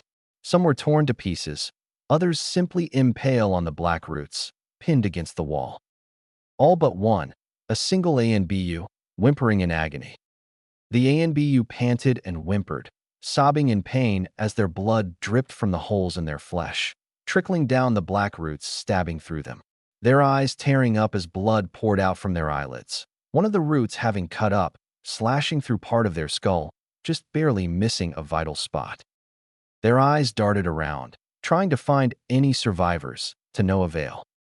Suddenly, their gaze caught movement in the shadows, and they tried to whimper, say something, to beg for help, only for them to see the outline of the figure in the shadows. They were filled with indescribable horror as the figure walked towards them. They shook and whimpered, trying to vainly move, trying to flee as the figure came closer and closer to them. The ANBU began to sob as their bloody tears fell down their face, dripping off of their chin. The figure exited the shadows, revealing the form of Kushina Uzumaki as she stared impassively at the vulnerable ANBU before her. Her eyes glanced across their form, before she snarled as she stepped forward, her hand shooting out, tearing out the ANBU's throat. Kushina watched intently as the ANBU gargled and choked, the blood from their throat pouring out like a vile fountain, the ANBU's throat still oozing blood as it was gripped between her fingertips. She scoffed in disgust at the ANBU before she threw his bloody throat to the floor and turned her attention to the instruments of their destruction. She started her observation by looking at the location that was just a few feet behind her when she was trying and failing to pry the door open and the black roots that tore out from it. Kushina looked around and beheld the carnage created by these roots, and she could not help but wonder what exactly they were. She walked up to one of the roots, coated in the blood of the ANBU it had torn through, and she looked it over with a careful eye. The wood was little different than any other tree, but the ridges of the bark seemed to flow more like a river, rather than the layered and porous ridges she saw on almost every other tree. The bark on these roots seemed to flow like the current of a river, the swirls and arches of the bark resembling a winding stream of sorts. But that wasn't all. The color of the roots was something she had never seen on any tree in her life. The color was like black ash, like burnt stone. No tree that she had ever seen in her life had such a color tone. Kushina continued to look at the root, until she suddenly stopped as she stared at something blemishing the root, something unlike any plant she had ever seen. The closest she could compare it to was a knot in the wood, but it seemed more like a pod than anything else, and down the center of the pod, there was a slight slit of some kind. She traced her fingers across the pod and looked at the edges of it. Surrounding it were strange ridges which seemed almost like veins, creating as the river current-like ridges coalescing into the vein-like shape. Kushina couldn't help but look among the length of the roots. Similar pods covered the roots, some larger than others. Kushina looked back at the source of the roots, and what they had done. She had wanted the door opened. She wanted the ones who dared get in her way of getting back to her child dead, and they had done as she wanted. Did I do this? Kushina could not help but ask herself. First, she was able to force spear-tipped tentacles out of her back at will. Now she was able to call upon this Black Mo-Katan? What in Kami's name had been done to her? As Kushina focused on the root, she did not notice 6 more ANBU come out of the halls. The 6 ANBU turned towards the direction of the roots that had torn through the walls and saw Kushina, the subject. Restrain her. 2 ANBU swiftly stepped forward and shot through hand signs. Doton. Seishi. The floor in front of them split open, and 2 pillars of earth erupted out of the ground, shooting off towards Kushina. Hearing the orders given to the ANBU, Kushina snapped her body around as she prepared to attack. But just as the pillars of earth came at her, the ground was torn asunder, and a massive root the width of a tree trunk shot from the ground, blocking the path of the earth pillars, causing them to shatter upon impact. The ANBU covered their faces as the dust created from the pillars' failed strike was shot back at them. The ANBU then looked back at the obstruction which had blocked their strike's path. The tree-like root had 3 of the pods on its surface, facing the exact location of the 6 ANBU which had just arrived. The ANBU stared at the root and were about to move, when suddenly the pods began to quiver, the slit in the center of all 3 slowly starting to widen. The ANBU readied their weaponry, while the 2 that had first used their techniques began to go through hand seals. Before they could get to the final seal, though, the pods snapped completely open. The ANBU stared in a mixture of shock and confusion as the pod's contents were revealed to them. They expected that once the pod opened that more black roots would shoot out towards them, and they would be forced to defend themselves. They did not expect that inside the pod, there would be a fully evolved Sharingan eye. But it seemed slightly different from the typical Sharingan eye. The sclera of the eye was a milky white color, but around the edge of the iris, there was a black ring that seemed to bleed into the sclera itself. The iris was a deep and vile blood red, and the ring connecting the 3 tomo in the eye seemed warped and broken. The tomo themselves were distorted, and the tail end of the tomo seemed to curve like a sickle. The ANBU could not help but stare at the eyes as they began to move inside the pods. The eyes seemed to glance around the room for a moment, taking in the sights around them, before all 3 eyes snapped their gaze at them, the pupils dilating. The last mistake those ANBU ever made was looking into the eyes. Suddenly, the ANBU stiffened, and they began to shake. They looked at their arms in a panic and began to swat at themselves, cowering and whimpering as they started to panic. Suddenly, the ENBU began to scream as they grabbed their heads and began to dig their nails into their scalp, scratching at their head until blood began to soak their hair and drip down their cheeks. One ENBU began to claw at their arms until the muscle and bone was revealed. Even then, they still did not stop scratching. The ANBU suddenly pulled out a kunai each and began to drag the sharp edge across their skin, peeling the skin and flesh off as if it were the skin of an apple, their flesh and bone bare as the blood leaked from their arms. All the while, as this was taking place, Kushina was staring forward, her vision blocked by the immense black root that had protected her from the ANBU's initial assault on her person. Yet she could see everything. She could see as the ANBU ripped at their own flesh in some vain attempt to get at a hidden enemy, their cries of agony muffled as they began to claw at their throats, their blood starting to pour into their lungs, drowning them in it. She could see as they slowly descended into madness and their inevitable death. She could see as the light left their eyes, through the Sharingan eyes on the root that had saved her life. Kushina shook as she looked at the roots, and she reached up to her face, staring at her fingertips, a single question going through her mind. What did they do to me? Tendrils coming out her back, and now this twisted fusion of Mokuton and Sharingan? How in Kami's name had this happened? She didn't have any bloodline she was aware of, and she knew neither of her parents were Senju or Uchiha, nor were they of whatever clan had the ability to make tendrils come out of their back. Kushina kept staring at her fingertips, contemplating what could possibly be the reason for her having these abilities. Everything about her situation was beyond strange. First, she had woken up in a hidden laboratory. Now she was using these unusual abilities that she had never seen before. Kushina clenched her hands into a fist and she looked up. She would worry about what had happened to her later. For now, she had to find her son. First, she had to escape this wretched place. Kushina started to walk around the giant tree root in her way and looked down the adjacent hallways. Frowning, she tried to think of which way would likely be the exit. As she looked down the hall to her left, the one to her right was echoing with the sound of many footsteps. Coming down the hallway were over a dozen root ANBU.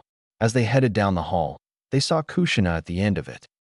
The ANBU towards the front stopped and performed a ram seal. Kai.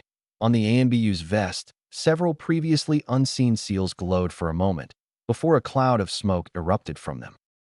The ANBU jumped back and shot their hands forward as the clouds dispersed, grabbing something in the cloud of smoke and bringing their arm back, revealing their hand gripped around a transparent glass bottle, filled with what was assumedly water. The ANBU uncorked the bottle and threw it in the air, the water falling out of it as the ANBU swiftly shot through hand seals. Suiton, Mizutama. The water condensed into a ball and shot towards Kushina. Kushina heard the ANBU yell out the jutsu and turned her attention to the ANBU just as the sphere of water was flying towards her with great speed. Kushina saw the incoming ball of water fly at her with speed. She knew she could not hope to dodge, and based on the chakra she felt being used for the technique, it was something that could definitely injure her, and since she had no clothing to wear, no armor, or even a cloak to lessen the blow, it would be even more devastating. As these thoughts whirled throughout Kushina's thoughts, the pools of blood beneath her, created by the still bleeding carcasses of the root ANBU who had been dispatched by her Mokuton-like abilities, began to bubble. The sphere of water sped towards Kushina, the sphere turning into a more oval shape as it sped at Kushina, the end pointed at Kushina becoming a sharper point, which would no doubt increase the damage done by the technique. Time seemed to freeze as Kushina tried moving out of the way in hopes of lessening the damage of the technique. The water technique closed in on Kushina. There was no way that Kushina would be able to avoid a dangerous blow.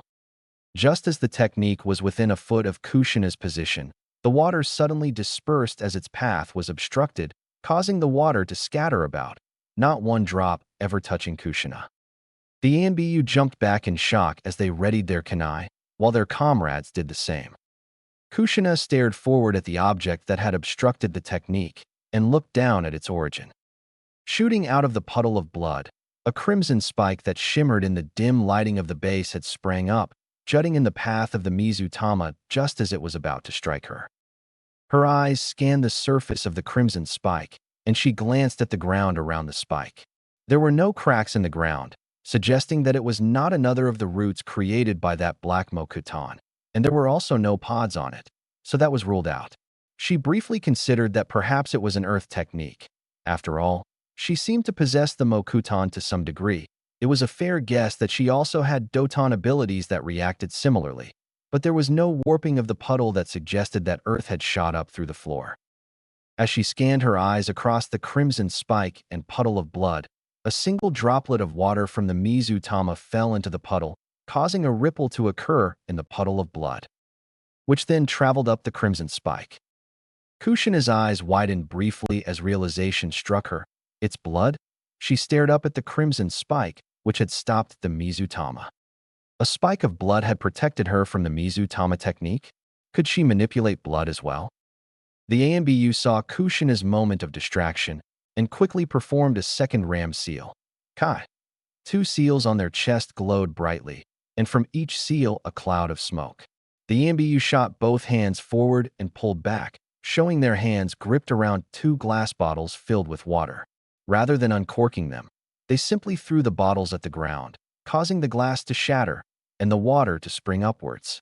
The AMBU ran through hand signs again. Sueton, Mizuya. The water shot up and converged in a swirl before suddenly shooting at Kushina like an arrow. As the arrow of water shot at her, the AMBU readied several kunai and shuriken and sent them flying through the air, Kushina being the target. Kushina's attention immediately turned to the water technique flying at her. The spike of blood reacted to her thoughts, and the tip of the spike suddenly lengthened and bent at a perfect 90-degree angle, and a second spike of blood shot out at the water arrow, dispersing it, sending it flying through the air just before it struck Kushina. However, the blood was not able to move fast enough to block the incoming kunai and shuriken, which were flying at Kushina just as the water spear dispersed. Kushina could not move fast enough, her body still weak from years of not being used. Kushina tried to jump back in a vain attempt to avoid the incoming projectiles as the spike of blood tried to block some of the projectiles. To everyone's shock, though, each and every kunai and shuriken was knocked completely off course, impaling the walls and floor. What shocked them, though, was not that they had been blocked, but that it was the water of the technique that had been flying at her moments ago, which had blocked the projectiles.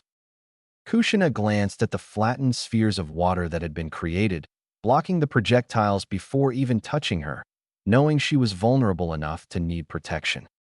This thought coursed through Kushina's psyche as she looked between the blood spike and the water floating around her. I wonder. The AMBU did not pause for a moment. They all swiftly went through hand signs, while others readied their weaponry, throwing them at Kushina, while the ones performing the hand seals cried out, Kage Shuriken no Jutsu. The projectiles suddenly tripled in number as they flew at Kushina, to the eyes of the ANBU, vulnerable to the massive assault of kunai and shuriken. They were dead wrong. Kushina lowered into a stance, and she began to move her arms in a flowing manner before she sent a single palm strike out. The flattened spheres of water spun out of their sphere shape and shot through the air like a snake through a river, slashing through the incoming projectiles. Kushina then stood up straight and swung her other arm, before sending a second palm strike forward. The blood spike suddenly shot through the air, arcing left and right, clashing with the projectiles, arcing like a bolt of lightning. As a dozen of the projectiles started to come closer to her, Kushina's gaze snapped towards them. Before the kunai and shuriken could touch her, the puddle of blood beneath her feet sent several arcing blood spikes up at her, slicing the projectiles in half and causing them to scatter all across the hall. The ANBU drew their blades and ran at Kushina. In their mind, if projectile weaponry and ninjutsu did not work, perhaps kenjutsu would. Kushina saw them rushing at her, and she swung both of her arms as they came at her. The blood pool beneath her sent up a long rope of blood that coiled around her arm, and the water did the same, a long rope of water wrapping around her arm as she swung her arm. The ANBU swung their blades, charging their chakra through them. Kushina chose that moment to strike, sending the whip of blood at the frontal ANBU. The ANBU saw the incoming whip and tried to slice through it, thinking that the blood would not halt their progress. The clang of their blade against the blood rope told them otherwise.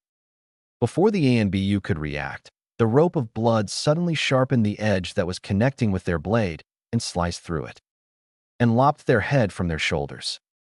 The remaining ANBU jumped away from the rope of blood as it sliced at them, the headless body of their former comrade falling over as their head rolled across the floor. Kushina then swung the whip of water at those remaining ANBU who still persisted to charge at her. The ANBU had clearly learned from the mistakes of their fallen comrade and dodged out of the way of the water whip instead of foolishly attempting to cut through it. Kushina only smirked as she suddenly swung both arms, causing a ripple to go through the blood whip and the water whip. Two of the ANBU saw the ripple through the water and blood whip, and despite the fact their enemy was in front of them, they turned around and looked back at the whips. The last thing they saw were two scythe-like blades made of blood and water swinging at them. The sound of something cutting through flesh and bone alerted the remaining ANBU, and after a quick glance, several ducked below the swinging scythe-like ends of the whips. One ANBU bent over backwards as the whips sliced over their head, cutting through their extended sword as they skidded across the ground on their knees.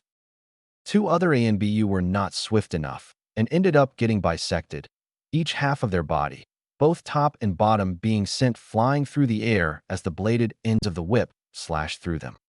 The ANBU recovered quickly and readied themselves. Meanwhile, Kushina lowered herself into a combat stance and shot at the remaining ANBU, the whips retracting until only the blades remained out, while the rest of the whips wrapped around her arms. The blades at the end looked like the blade of a scythe, one composed of water, the other of blood. The ANBU whose blade had been cut by the whips flipped up and charged chakra through their blade, creating a curved chakra blade where the blade had been cut off. The ANBU shot at Kushina, intending to strike her down.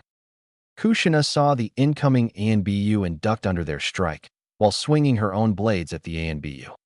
The ANBU flipped over Kushina and swung their blade again. Kushina responded swiftly and swung the water blade, which clashed against the blade the ANBU swung. To her surprise, it did not cut through it. Kushina narrowed her eyes as the two blades clashed, and she saw the shimmer on the edge of the blade, a shimmer not found in normal chakra. Elemental chakra? The shimmer certainly suggested some sort of elemental chakra was allowing the ANBU to clash against her blade instead of cutting clean through it like before. Kushina cursed inwardly and swung her blood blade at the ANBU directly. The ANBU saw this and used their blade to push themselves away just as the blood blade struck at them. The ANBU barely avoided the blade as it sliced their mask, causing cracks to run across it. As their feet hit the ground, their mask started to fall off them, revealing their face, a slightly deep gash passing across their cheek. Kushina narrowed her eyes and swung her blades again, the ANBU meeting each blade strike with their own. The ANBU swung their blade at Kushina, only for her to block it with her blood blade, and she swung at the ANBU with her water blade. The ANBU just barely avoided the strike again, this time gaining a cut across their brow. Kushina jumped back, as did the ANBU, both of them staring at one another as they readied themselves for a second round of strikes against the other. Kushina frowned inwardly. The ANBU was not as easily bested as the others, and she still had not recovered from her body's hibernation. All she had managed to do to the ANBU was damage their blade, cut their face in. Kushina's eyes widened briefly as she looked at the ANBU and saw the blood trickle down the ANBU's face from the two deep cuts on their face. She then looked back at her blood blade. The ANBU shot at Kushina, their sword at the ready, and they swung hard and fast. Kushina shot her hand out in an open grip, pointed at the ANBU, while her water blade was at the ready. Suddenly, the ANBU froze in place, trapped in the air mid-swing, their face contorted in pain as they grit their teeth. Kushina's eyes widened, and she allowed a mild smirk before she began to close her grip and slowly lift up her arm. The ANBU seemed to be trying to cry out in pain, but was unable to, their body starting to levitate higher in the air. Kushina closed her fist entirely and smirked before ripping her arm back in her direction. The result was the ANBU screaming in agony as their skin tore open, and a shower of blood spurted out, flying about in a crimson mist. The remaining ANBU all backed away in shock as the blood converged in the palm of Kushina's hands, forming a crimson sphere composed of the blood of the ANBU. The ANBU continued to convulse, their skin growing pale as their life blood left them, their body becoming like a drained and dried husk with every passing second. Finally, the ANBU's body fell to the ground, the last of their blood leaving their carcass. The ANBU stared in horror as their gaze shifted between the corpse of their comrade and the form of Kushina, swirling the sphere of blood above the palm of her hand. Kushina looked at the sphere of blood, a glint or pride in her eyes. So that's how it works. Kushina kept the sphere swirling, the crimson lifeblood shimmering in the base's dim lighting. The remaining ANBU broke free from their horrified stupor and quickly ran through hand signs, charging their chakra as they readied their technique.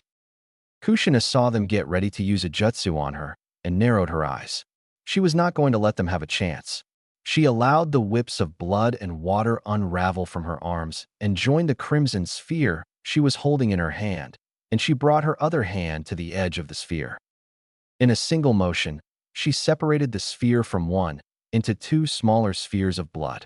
Kushina clenched her hands, causing the spheres to ripple and distort, as if a maelstrom had been created inside of each sphere. The ANBU ended on their final seal, futon. Hido Fuki no Shitsunen. The two ANBU inhaled, their chest expanded, and they readied to exhale. Only for the two rippling spheres of blood to explode outward, creating a dozen crimson spikes of blood each, pointed at the ANBU, which flew through the air at the ANBU. Their lives ended before they could finish their technique.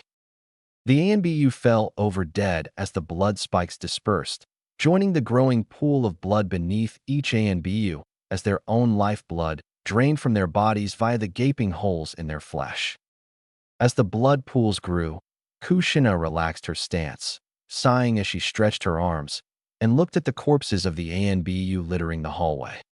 It was fortunate for her she had been able to figure out how her newfound ability worked, as she was not sure how to use her others in the situation she had been in with this particular batch of ANBU.